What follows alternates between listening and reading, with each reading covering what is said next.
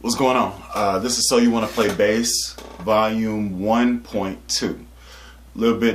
This video is going to be going a little bit into the different types of basses and depending on what you're trying to play, what basses you should probably look at when you're beginning and just starting out, assuming that you already don't have a bass while you're watching this video. So if you watched the very first one, if you hadn't, please check it out. It's really good beginning content. At least I think so. I was playing a P Bass, and P Bass looks like this. It has a pickup that's in the middle, offset. The benefits of playing this bass is when you're doing recording and such, there's no hum when you turn up the volume. This is one of the first basses that was out. I think this came out in the 50s or 40s, and then got really popular by Fender. So this body style is similar to the Fender body style whenever it first came out. There have been different, adaptations and stuff, moving pickup spacing, adding different configurations. But this is the basic body style that's always been there. So let's talk about it. So specifically, this is a P Bass, right?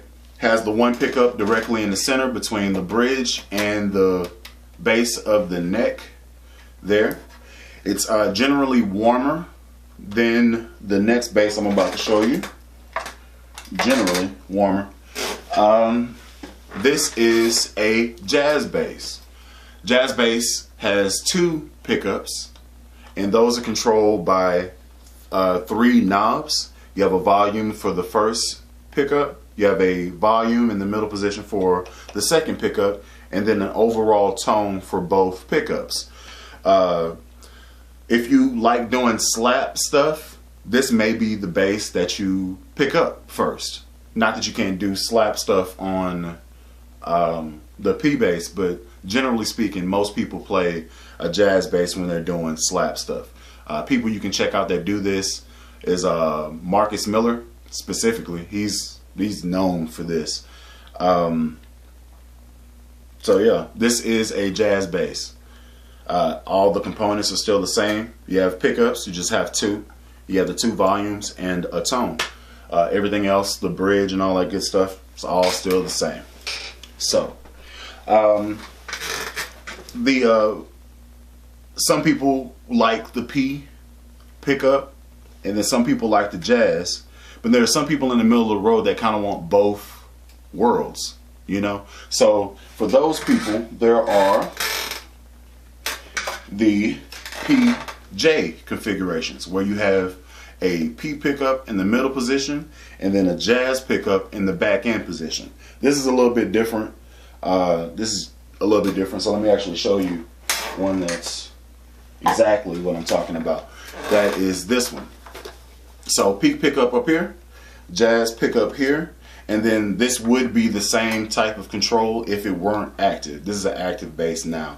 Added a battery to the back of it, so it's a little bit different. But as far as knobs go, this one will be controlling the volume in a normal situation. This one would be controlling the volume on the bridge pickup, and then you would have an overall tone for those. If you're trying to get an idea of what they may look like, Google Fender PJ or Squier PJ. They look the same. Only difference is, I guess, some would say build quality and maybe tone, but then that's kind of getting into the different, wood combinations and stuff like that, and I'll talk about that in just a little bit. So yeah, PJ bass. All right.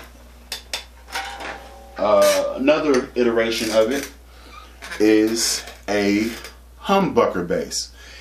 This was also popularized by a Fender offshoot, Ernie Ball. He started this whole thing with the humbucker pickup, which is basically taking two windings and offsetting them so that they don't hum when you put them in the mix. These are characterized by being really, really aggressive sounding when you're playing them, especially if you're digging into them. They sound really, really growly, really strong, really punchy, just inherently. That's just how they are. And this is also another route. This is actually a Squire that I modded and stuff like that. So for this bass, this specific bass, I have a humbucker pickup and I have a volume and a tone. I didn't want it to be active anymore, so I made it passive by putting in a P Bass circuit, which is the volume and the tone, that type of deal. So yeah, what would you use these different basses for? Okay, if you like to play with a pick, you might want to look into playing a humbucker bass. They're really bright, really punchy, really aggressive, very articulate. You might want to look that way. You could also use a pick on really all of them, but specifically for those pick things, I would go, this is me, I would go humbucker. That's me, if you're going to play that. You could go jazz. Some people could argue it still does the same thing, but I would go humbucker. If you're doing slap and stuff like that, or you're doing jazz stuff, I would go the jazz route. Has something to do with how the pickups mate to each other whenever you're playing them, biased on the front or heavier on the back end. Just depends on how you're using it. But if you're doing slap stuff, I would probably lean towards the jazz bass. If you're more of a finger style, groove, really pocket type person, I feel like maybe the P bass may be the bass that you want to start with. These are just things to think about. So moving on, let's talk about the different wood variations in the bass. My oldest bass, I believe this wood is, I want to say this is poplar. This is an Ibanez Roadstar 2 bass. It was made in '84. I believe this is poplar, and the neck itself is maple fretboard. So it's really warm. If I had to do like an old school gig, like a Motown type deal, I would grab this bass first, or really, this is in the Hall of Fame, so I would grab that one, that bass. This is the same pickup configuration, just a little bit newer. I can beat it up, and I don't have to care that much. This has already seen the best of times and the worst of times. I've dropped it, kicked it, scratched it. I was a kid when I had it, man. I didn't even care. But yeah, it has character. So this bass, this is my end all beat all. If I didn't have any other bass, I'd have this one. So that's just for me though. Yeah. So fingerstyle P Bass, and we're talking wood. So poplar for the body of the bass, and then maple on the neck. Maple necks are generally brighter, more edgy. Some people will argue wood really doesn't matter, but I feel like it does because I play it, I hear it. I can't describe what's different, but I know what I'm looking for when I want to do something. So yeah, maple neck on the jazz bass I have here has the pearl inlays. Those are just aesthetic type stuff. They're not necessary. They just look pretty on the bass. This is an ash body. See the grain pattern in the back of it? Carries through to the front. And the back of the neck is maple, as well as the fretboard on that one. So that's a combination, ash and maple. That's popular. Marcus Miller does that one too. This one is alder here, and a rosewood fretboard. The rosewood adds more, I feel like it adds a tighter element, especially doing a slap type playing, which I like to do. I tend towards rosewood because the slap tones and tones in general sound more controlled. Like they're more, I don't know, it's personal preference. I feel like it's a little bit more controlled and not as mid-rangey.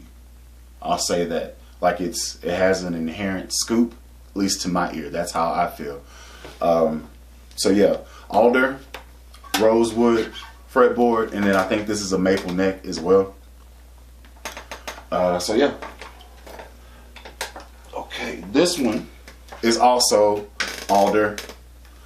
Rosewood has the binding on the side, and then maple. So it's a very popular combination. I think I like alder more than I like ash. It's also, I feel like it's lighter, but that could vary from base to base manufacturer. Just, you know, different thicknesses of the wood itself tends to do different things to the resonance of the sound coming out of the bass into your amplifier. So yeah. Actually, I think this is actually mahogany. I think this is a mahogany body. I think that's why I got this. So it's mahogany here, rosewood up here, and then maple up here. This one, I think, is basswood or basswood, however you wanted to describe that. They know I'm recording. Why are they messing with me? I don't understand. I don't get it. Anyway, basswood body, rosewood fingerboard, and same thing, maple neck. I think they tend towards maple necks because they're rigid. They don't bend. They type to as far as elements changing and stuff like that, it wouldn't bow or move anything like that. I think that's why most necks are maple. You know, that's just my thinking. But yeah, I think all my basses are pretty much maple neck all the way around and stuff like that. So, bass variations are out of the way.